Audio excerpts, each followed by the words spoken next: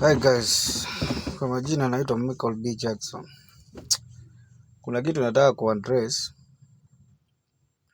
Sijui ni mimi naona hivyo ama nyinyi pia mnaona hivyo. Hebu niandikieni kwa comment. Mniambie kama naona vyangu ama niko sawa. Sababu gani? Mimi kuna kitu huwa nafikiria. Kuna watu wanasemanga Mungu husaidia mtu ambaye amejisaidia. Sababu gani?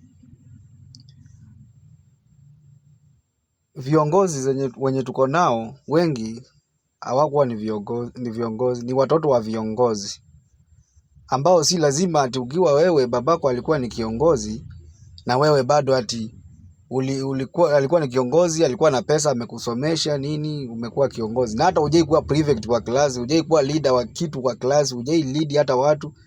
Tunakuchukua from nowhere na hujai ongoza watu, hata hujui watu wanaongozwa aje. Sababu heshima za babako tunakuweka kwa kiti. Anasema huyu ni mtoto wa fulani fulani, wacheni tumweke kwa viti.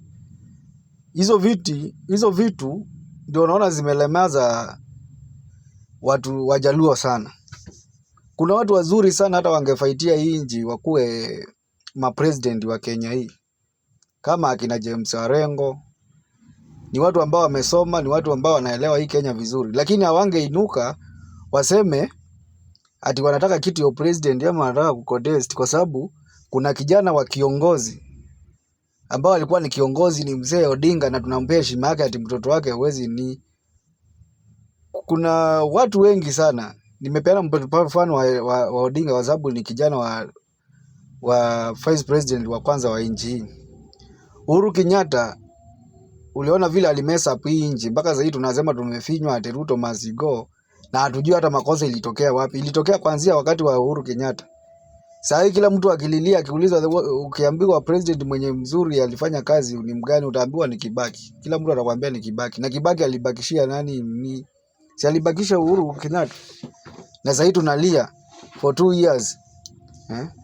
Huwezi niambia ati vile hao watu walikuwa wanasema ati walipata walipata serikali ikiwa empty, haikuwa na pesa, watu wamepora. Kashagwa ndio walikuwa wanatuambia hivyo, na mnasema is a truth man. Wakenya sasa hivi wanamsikiza Kashagwa ati yeye alikuwa sijui nini, pesa walipata hakuna. Na sasa anasema serikali haifanyi kazi, Ruto alidanganya watu sijui nini, na yeye mwenyewe ndo alikuwa analia serikali haina pesa. Uhuru hakuwa ni kiongozi. Unaweza zaliwa na kiongozi lakini kuwe wewe si kiongozi. Alichukuliwa from nowhere sababu heshima babake, akachukuliwa na akona pesa, akapewa hiyo kiti. Tutoke hata huko Kisumu wapi, tukuje Ukambani. Ukambani tuko na mtu kama Kalonzo. Kalonzo alichukuliwa kwa sababu ati amesoma. Na kwa sababu alikuwa amesoma akakuwa doctor, tukaona hakuna mtu mwingine amemfikia kimasomo. Akachukuliwa sababu ya masomo, lakini si leader.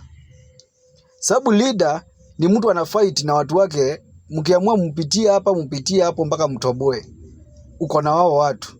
Lakini Kalonzo anatushika, tunamshika mkono, tunaenda na yeye, anakimbia anaepa, anaenda yeye anatafutiwa kitu kidogo, ashadanganywa, ashaingia kupali pengine. Sasa sisi tunabaki tukipata shida.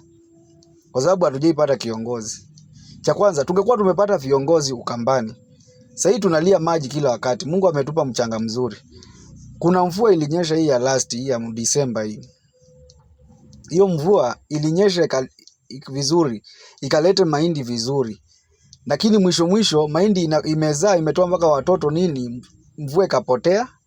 Watu wakitaka mvua inyeshe mara moja ama mbili, mvua ikapotea. Na ilipopotea ikawa hakuna vile hiyo mahindi inaweza zaa bila mvua, na ilikuwa inataka tu inyeshe mara moja ama mara mbili watu wakule hiyo mahindi, kwa sababu mahindi ilikuwa imekuwa sawa.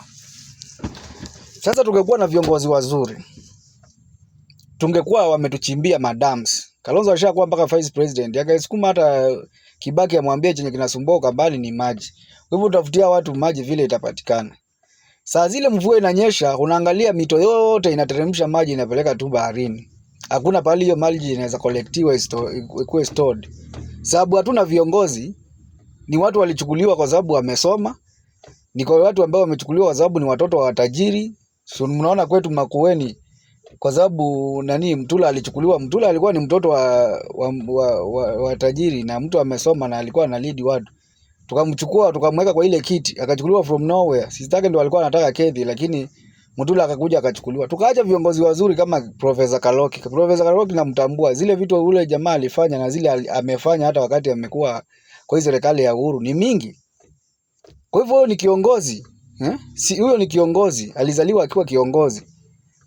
Huyo ni mtu ambao hata anaweza inua ni, anaweza kuwa na mawazo mazuri. Kwa sababu kwetu ametengeneza mashule, ametengeneza hospitali, ameleta mastima huko mpaka kijijini huko mistuni, ameleta mpaka mastima, amejenga polytechnic huko. Yaani mtu ambao alifanya kazi, alikuwa anapenda watu wake na analidi watu wake na anajua maana ya uongozi ni nini. Lakini ukiangalia mtu kama Kalonzo ni nini alileta Ukambani? Sasa hii watu wa Machakos wanalia, wanasema kiongozi wao ni mbaya, hafanyi kazi. Na wanalia wanafinyiliwa. Kalonzo anasimama anaenda kutetea huo kiongozi sababu yeye ndio alimweka hapo, kwa sababu hii ako na chama yake na hiyo chama yake inapewa heshima kwa sababu ako na viongozi wengi. Sasa anaona huyu kiongozi wake akiibichiwa itawekwa mtu mwingine na heshima yake itashuka kule. So yeye akafuta pesa. Ule ni mfanyabiashara. Si ati ni kiongozi, ni mfanyabiashara. Kwa hivyo mimi sijui hii nchi itakuja kuokolewa na yakina nani. Sijui mwanzo tuweke serikali chini, askari waende walale, kila mtu tupigane hapa, tupigane tutoe hao watu, tutafute watu wengine bila serikali yoyote kuingililia, tutafute watu wengine ambao tunajua wataweza kuwa na maendeleo. Sababu hao watu wamekatalia hapo cause wako na pesa. Mtu anatembea hivi ako na security, kama watumia wanamsecure na serikali inamsecure. So in case of anything akipiga simu moja watu wanakuni polisi, serikali inamwagika hapo, inazuia mtu fulani asikufe. Mimi naongea hivi nikikasirika sana. Unaona mtu anapita na gari hata kusalimia salimii. Wakati alikuwa anaomba kiti anawasalimia vizuri, anakuja vijijini mnaongea nini, lakini akipata hiyo anapandisha hiyo gari. Akikufa anarudi tena nyumbani. Sisi anatudharau, anatupandishia vio, ndio tunamchimbia makaburi huko. Ati wao viongozi ni kuja tu kuangalia vitu vile atashukishwa chini, wale tumechimba tukuje tukumweka. Kama unadharau mtu na ndio atakuja kukutengenezea nyumba yako ya mwisho wakati utakufa, ndio atakuja kukuchimbia hapo chini, akuweka hapo chini na kufunikia. Na huyo mtu ndio utakuja unamdharau, unakuwa huwezi mpandishia vio. Mimi kwangu hiyo naona sijui tutakuja kusaidika na nini. Na tukikuwa na akili sisi wote tukajiweke chini, tujifikirie. Tusiambiwe maneno, tukae chini sisi wenyewe tudiscuss na tujifikirie. Tunaweza change hii Kenya. Sasa hii Kenya ilikuwa iko juu sana kwa sababu wale wazee walienda, wengine walikuwa ni viongozi. Na ni kiongozi ni mtu ametoka mbinguni, amebarikiwa na Mungu kutoka juu mbinguni.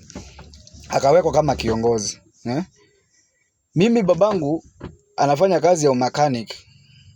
Si dereva na mimi ni dereva. So si lazima ati kila kitu huyu babako alifanya ukuje kufanya ndio survive kimaisha. Hapana. Kila mtu anakuanga na blessing yake na anakuanga na mambo yake. Kwa hivyo hii ujinga tuko nayo ya kuchukuanga mtu kiongozi unatoka mbinguni. Angalia Peter Salasia, nika mtu kalikuwa kana kitu. Kalitoka from nowhere, kakakuja kakasimama kakatembea na baisikeli kakiomba kura. Na kwa sababu alikuwa blessed from God kama kakuwe kiongozi. Angalia kwa watu wa kwake. Sasa hii kanasemekana is the second MP kwa kufanya maendeleo kwa sababu ni kiongozi ambaye amebleziwa na Mungu na ametolewa na Mungu. Chuki na nini na kudharau watu ndio kinatufikisha hapo. Wakenya tuko na tutalia na Ruto, lakini tunajikosea kuanzia huko chini. Kama tunakosea kuanzia chini, hatuwezi panda kule juu tukabomoe, alafu huko chini kwenye watu hatujaanza kubomoa. Hata ile nyumba ya Mombasa ilikuwa inalipuliwa, ilikuwa katikati ya manyumba. Ilifanya kulipuliwa kutoka chini ikashuka, ikaanguka chini. Na amani ikapatikana hapo, watu wakaongea lakini amani ikapatikana. Kwa hivyo Wakenya tujiangalie sana. Na kama kuna mtu nimekosea na nimeudhi, nisameheni.